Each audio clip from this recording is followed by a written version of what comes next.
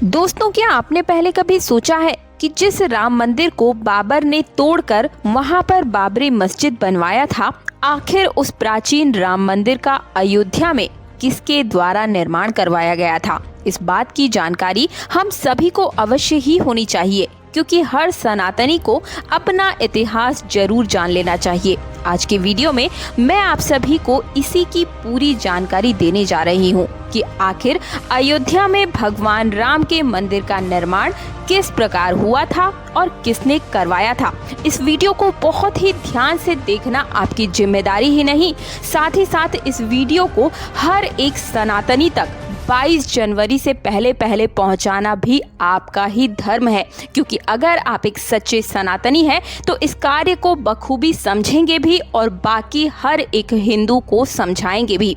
Video को ज्यादा से ज्यादा शेयर करने के साथ चैनल को सब्सक्राइब और पास वाला बेल आइकन जरूर प्रेस कर दीजिएगा, क्योंकि इसी प्रकार से आपको हिंदू धर्म से जुड़ी हर जानकारी और आपके निजी जीवन से जुड़ी हर समस्या का समाधान बिल्कुल ही मुफ्त में हमारे चैनल पर बताई जाती है। दोस्तों, क्योंकि ये एक रहस्य है जो कि आज तक सीमित लोगों को ही पता थी, ज्यादातर लोगों को इसके बारे में कुछ भी मालूम ही नहीं है। तो चलिए आज मैं आपको इसका पूरा रहस्य इस वीडियो के माध्यम से बता दे रही हूँ, तो बने रहिए हमारे साथ इस वीडियो के अंत तक। आखिर उस समय भगवान राम की नगरी अयोध्या को किसने बनवाया था? ये एक पवित्र नगरी हिंदुओं के लिए बहुत ही ज्यादा महत्वपूर्ण है, क्योंकि यहाँ पर स्वयं प्रभु राम यानी कि श्री राम का जन्म हुआ था, इसलिए इसे राम जन्मभूमि भी कहते हैं। इतिहासकारों के अनुसार कौशल प्रदेश की प्राचीन राजधानी अवध को कालांतर में अयोध्या और बौद्ध काल में साकेत कहा जाने लगा।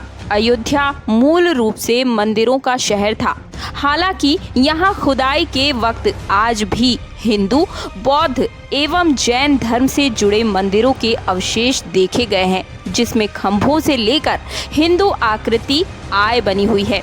अयोध्या नगरी में होने का वर्णन भी वाल्मीकि रामायण में ही मिलता है। कहते हैं कि भगवान श्री राम के जल समाधि लेने के पश्चात अयोध्या कुछ काल के लिए उजाड़ सी हो गई थी, लेकिन उनकी जन्मभूमि पर बना महल वैसे का वैसा ही था। भगवान श्री राम के पुत्र कुश ने एक बार पूर्ण राजधानी अयोध्या को पुनः निर्माण करवाया। इस निर्माण के बाद सूर्य वंश की अगली 44वीं पीढ़ियों तक इसका अस्तित्व आखिरी राजा महाराजा बृहदबल तक अपने चरम पर रहा। कौशल राज बृहदबल की मृत्यु महाभारत युद्ध में अभिमन्यु के हाथों हुई थी। महाभारत के युद्ध के बाद अयोध्या उजड़ सी गई थी, मगर श्री राम जन्मभूमि का अस्तित्व फिर भी बना रहा। इसके बाद ये उल्लेख मिलता है कि ईसा के लगभग 100 वर्ष पूर्व उज्जैन के चक्रवर्ती सम्राट यानी कि विक्रमादित्य प्रथम दिन आखेट करते करते अयोध्या पहुंच गए। थकान होने के कारण अयोध्या में सरयू नदी के किनारे एक आम के वृक्ष के नीचे वे अपनी सेना सहित आराम करने लगे। उस समय यहाँ घना जंगल हो चला था, कोई बसावट भी नहीं थी। महाराज विक्रमादित्य को इस भूमि में कुछ चमत्कार दिखाई देने लगे। तब उन्होंने खोज आरंभ की और पास के ही योगी और संतों की कृपा से उन्हें ज्ञात हुआ कि ये श्री राम की अवध भूमि है। उन संतों के निर्देश से सम्राट ने यहाँ एक भव्य मंदिर के साथ ही कूप, सरोवर, महल और कई सारी चीजें बनवाई। कहते हैं कि उन्होंने श्री राम जन्मभूमि पर काले रंग के कसौटी पत्थर वाले 84 स्तंभों पर विशाल मंदिर का निर्माण करवाया था। इस मंदिर की भव्यता देखते हुए बनती है। विक्रमादित्य के बाद के राजाओं ने समय समय पर इस मंदिर की देखरेख की और उन्हीं में से एक शंगु वंश के प्रथम शासक पुष्यमित्र शंगु ने भी मंदिर का जीर्णोद्धार करवाया था। पुष्यमित्र का एक शिलालेख अयोध्या से प्राप्त हुआ था, जिसमें उसे सेनापति कहा गया है। तथा उसके द्वारा 2 अश्वमेध यज्ञों के लिए किए जाने का भी वर्णन है। अनेक अभिलेखों से ज्ञात होता है कि गुप्त वंश के चंद्रगुप्त द्वितीय के समय और तत्पश्चात काफी समय तक अयोध्या गुप्त साम्राज्य की राजधानी थी। गुप्तकालीन महाकवि कालिदास ने अयोध्या का रघुवंश में कई बार उल्लेख किया है।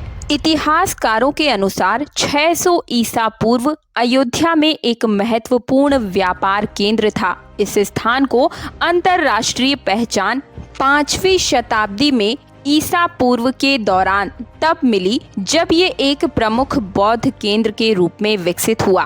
तब इसका नाम साकेत था। कहते हैं कि चीनी भिक्षु फाहियान ने यहाँ देखा कि कई बौद्ध मठों का रिकॉर्ड रखा गया है। यहाँ पर 7वीं शताब्दी में चीनी यात्री हैंगसांग आया था।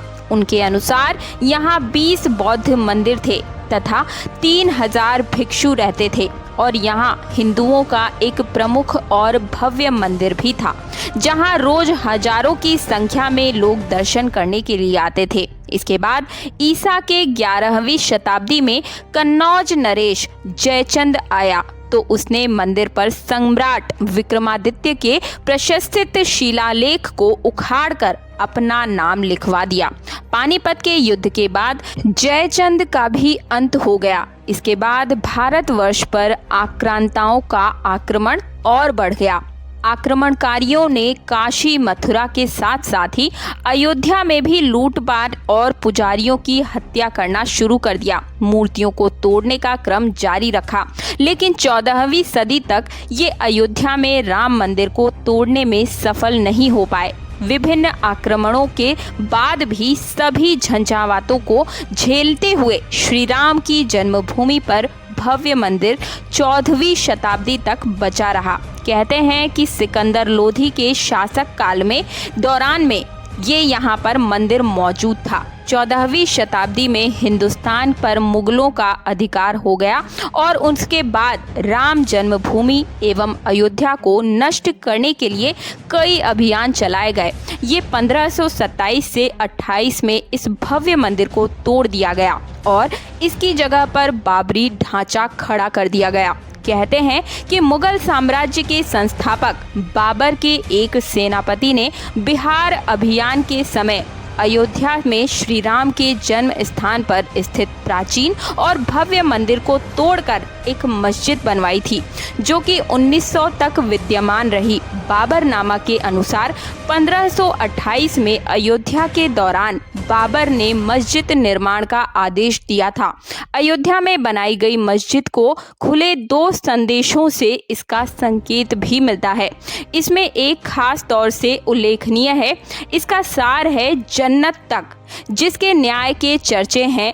ऐसे महान शासक बाबर के आदेश पर दयालु मीर बाकी ने फरिश्तों की इस जगह को मुकम्मल रूप दिया। हालांकि ये भी कहा जाता है कि अकबर और जहांगीर के शासनकाल में हिंदुओं को ये भूमि एक चबूतरे के रूप में सौंप दी गई थी, लेकिन क्रूर शासक औरंगजेब ने अपने पूर्वज बाबर के सपने को पूरा करते हुए यहाँ पर भव्य मस्जिद का निर्माण करवाकर उसका नाम बाबरी मस्जिद रख दिया था। लेकिन अंत में बाबरी मस्जिद का भी विध्वंस कर दिया गया और इस जमीन पर कई वर्षों तक केस चलता रहा और अंत में ये जमीन हिंदुओं को सौंप दी गई, जिस पर आज श्री राम लला का भव्य मंदिर बनकर तैयार हो चुका है और 22 जनवरी को यहाँ पर प्राण प्रतिष्ठा की जाएगी, जिसकी तैयारी अब जोरों शोरों से होने के साथ साथ ही पूरे देश में इसका एक अलग ही माहौल तैयार हो चुका है। दोस्तों, 22 जनवरी को मंदिर में दर्शन शुरू हो जाएंगे। हर हिंदू को दर्शन जरूर कर लेने चाहिए, क्योंकि हम सौभाग्यशाली हैं कि हमें दर्शन करने का मौका मिलेगा। 22 जनवरी को ना जा सके तो उसके बाद जरूर जाइएगा, क्योंकि हमारे लिए ये बहुत ही सौभाग्य की बात है कि हम अपने इसी काल में यानी कि जीवित अवस्था में एक बार फिर से श्री राम के दर्शन कर पाएंगे। उन्हीं की जन्मभूमि पर एक बार अपने पूरे सच्चे मन के साथ कमेंट बॉक्स में जय श्री राम जरूर लिखिएगा और इस वीडियो को हर एक सनातनी तक जरूर पहुंचा दीजिएगा। दोस्तों, ये वीडियो आपको कैसी लगी? वीडियो को लाइक कीजिए, चैनल को सब्सक्राइब और पास वाला बेल आइकन जरूर प्रेस कर दीजिएगा। मिलती हूँ अगले वीडियो में। जय श्री राम, जय हिंदू धर्म, जय सनातनी।